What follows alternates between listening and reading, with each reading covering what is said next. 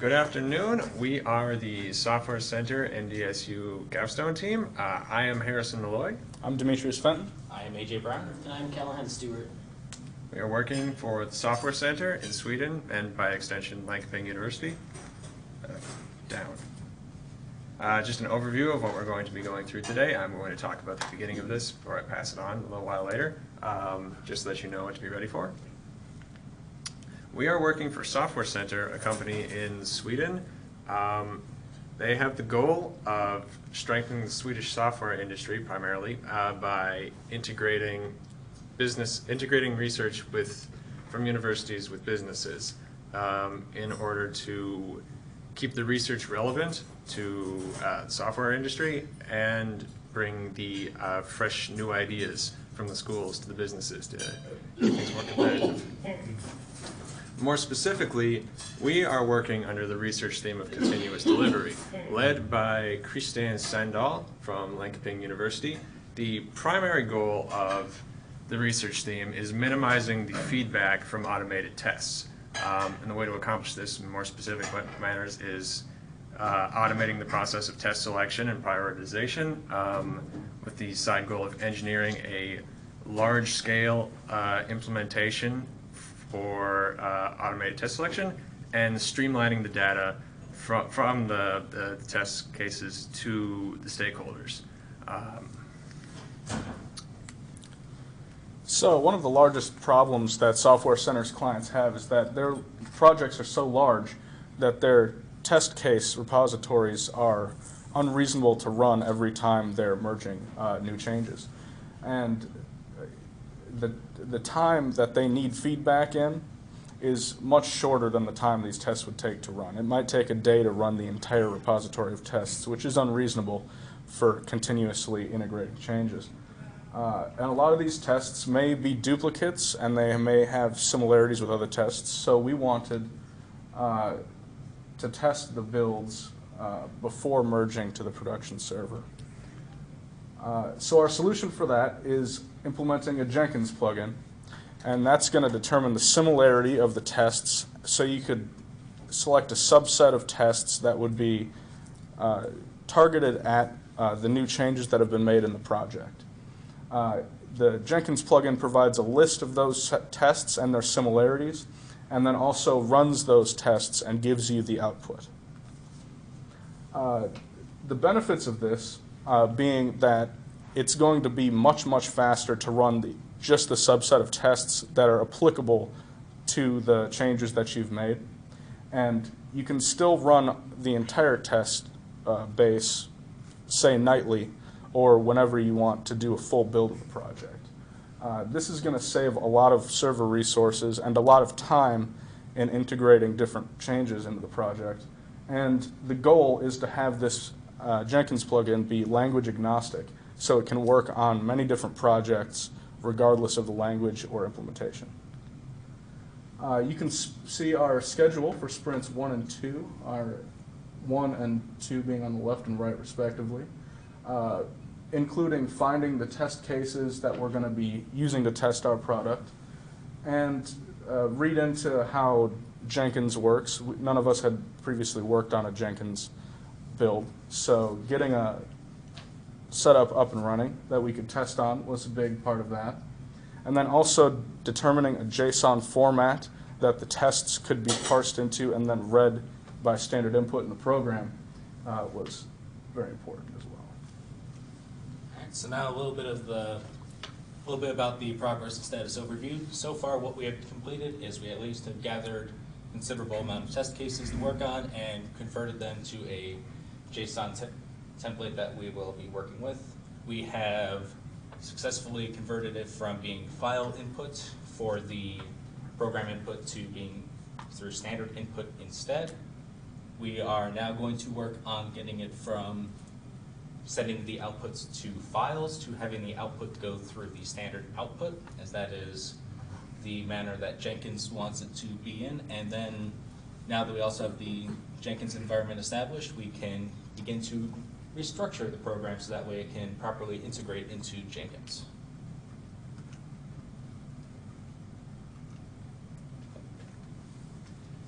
So for the first sprints, what we did was we got the source code that we needed from Azim. We then set up a GitHub repository that had the source code specified in it. We started to look more into the test case selection methods, as even though individually we did not need as large of a knowledge base on how they worked, we still wanted to understand how they are utilized and which one could be best for which situation in the program. And then for the second sprint, we made the conversion from the file-based input to standard input. We had our JSON template standardized, which will be on the next slide, and we converted our test cases to that template. And in addition, since some of the source code that we received was not the most well formatted, we reformatted it to meet the Allman coding standard. And the next thing we will discuss is the JSON template itself. It composes of the test file name, and then it has an array of test cases, each of which has a name, an array of features, an array of requirements. Both were implemented because the test case may or may not have features, and it may or may not have requirements associated with it. It has the adder tag, the attribute tag. This would be traditionally any of the variables that would have to be passed in, or anything such as a throws IO exception, or would need, if it would need any other special handling for it. And then we have an array of the test steps, which are an array of strings, one test step per line. And so this is kind of a flow of how the program initially goes. It reads in the file, it will parse through the file, look through the test cases, gather the information, and then it will calculate the Packard, Sorensen, or normalized Levenshtein matrices for each of the test cases combined, and then it will print the results to a file. What we have done so far is we have it reading from standard input instead of files. For the moment, this is a little bit slower as due to our current testing limitations. It involves copying and pasting it, or each test case as one line, one by one, instead of being able to have it manually read through all the files. But once we have the Jenkins environment set up, that will clear some of those issues. And the future flow would be to, instead of printing the results to files, it would print them to standard output, which could then be utilized in Jenkins. And we have a video demo that will kind of show off how the program works in its current state. I'll get this running. Hello, this is AJ Brown from the NDSU Senior Capstone course. I'm the software We can't get that any louder. demoing the conversion to standard input of the software center test case selection project. First things first, once we start running software, we will pass in our formatted test cases, one line per test case file, so then converted to a new JSON format that will allow easier operability on the software. I have these pre-prep to just paste in, then maintenance down to and some of those ended. It will then show how long it took a little bit of time to enter them in. But then, seeing as it's a smaller sample size, it goes relatively quickly amongst all the percentiles of similarity between test cases. And then we have matrices with each different type of test case on 1, 2, 3, 4, 5, 2 different matrices, and then here we have our final similarity ratios. This has been the demo of NDSU Software Center collaboration for Capstone course. Thank you for listening. Hopefully everyone was able to hear that. If necessary, AJ can probably give some additional walkthrough. Oh, we are out of presentation mode. Oh no. technical Get us- difficulties. get us back in. The joy of using integrated YouTube videos in a demo. Mm-hmm. I think Right, you looks got- try clicking the lower left corner.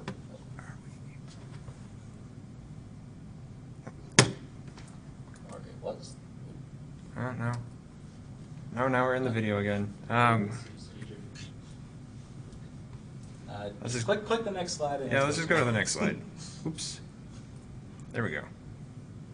All right, back on track. Wouldn't be a proper presentation if it weren't for something slightly going askew.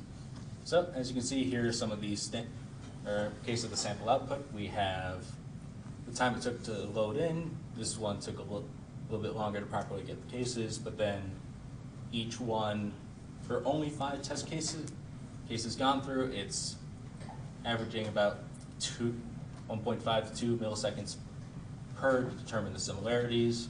And when that is done, it outputs a similarity matrix where it has the 1.0 signifies that this is the same test case, which in this instance means that this is comparing test case 1 to test case 1 and so on down the diagonal. And it's mirrored across, showing the similarity between each of them. And now I will pass it off to Callahan for some of the other behind the scenes stuff.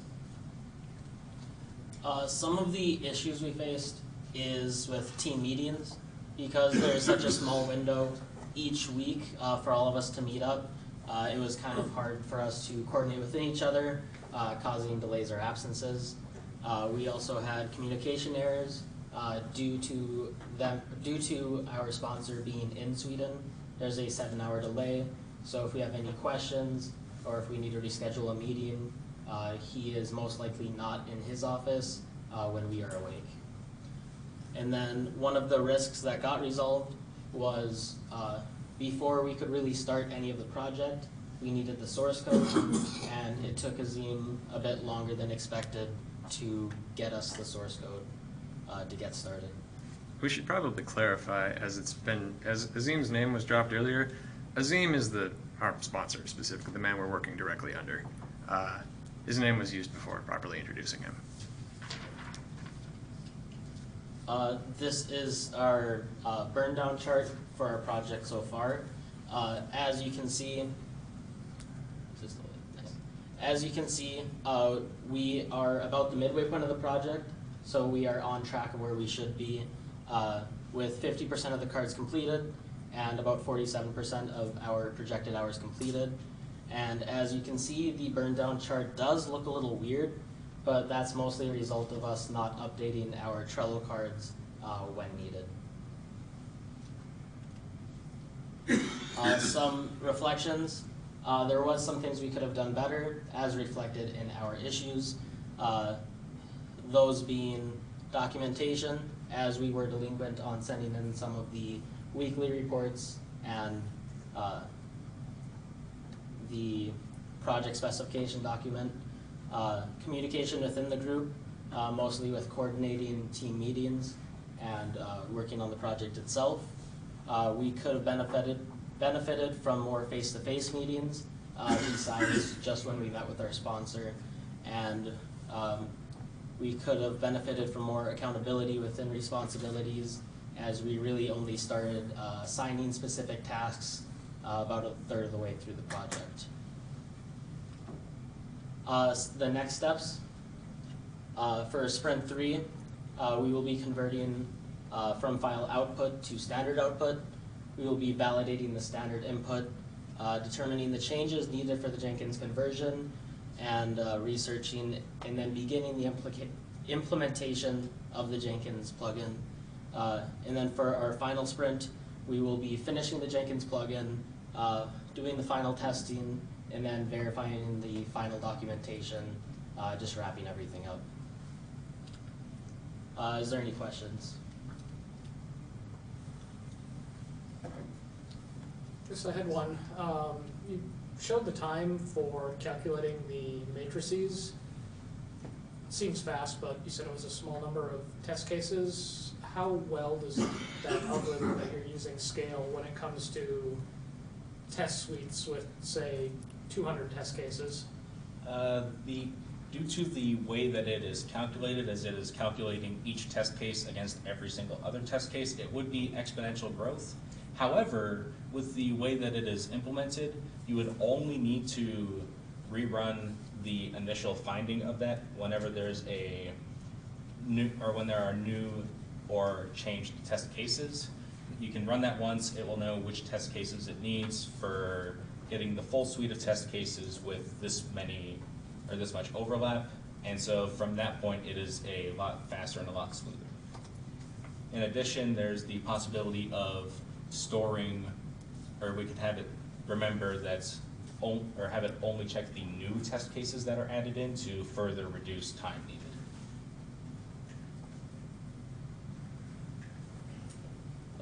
Is there any additional questions? What's your, I get the feeling you're still fairly comfortable that you're gonna finish everything? Is that- Yes. Yeah, we are fairly confident that we'll be able to accomplish all that we are. Where might be the technical area that you would worry most about? I'd say probably, at least with implementing the Jenkins plugin, as most of us are still fairly, or just not used to Jenkins right now. However, seeing as parts of the Jenkins plugin, such as it accepting standard input and parsing out standard output, are part of the project that we are working on anyways, it would mainly just be the difficulty of learning how to implement and then respond from there. Yes? Yeah, you mentioned that it's a matrix. What do the numbers in the matrix mean, and how do they help solve the problem? The numbers in the matrix, may I borrow that to go back to that slide quick? The numbers would mean, or for a 1.0, that means that this is 100% similar to the specified one. So with this one, it means that compared to test case 2, there's only a 6.2% similarity. This one, a 27.3%, 33% similarity. That is calculated, from my understanding, at least with this one, it is calculated based on the similarity of the test case compositions. So like for each string of test cases, compare the two, see how much difference there is between them. So like, you mentioned how the Jenkins build runs the test cases. Like what triggers Jenkins build? Is it like a nightly test runs, or is it like every time there's a code check in? That you can, or within Jenkins, you are able to do different levels of testing at different times. For instance, I had an internship where they did a nightly Jenkins build that would run all of the tests, and it would attempt to run what they believed was a smaller suite of tests whenever you attempted to merge, or whenever there's a pull request to merge into either dev, prod, or master. And you can customize it from there even further, but traditionally whenever when you merge to your, like a side branch, it may not test as much, but it does a much stronger test suite when merging to a more important branch.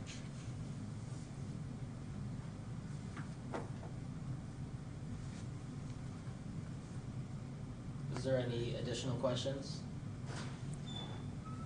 Thank you.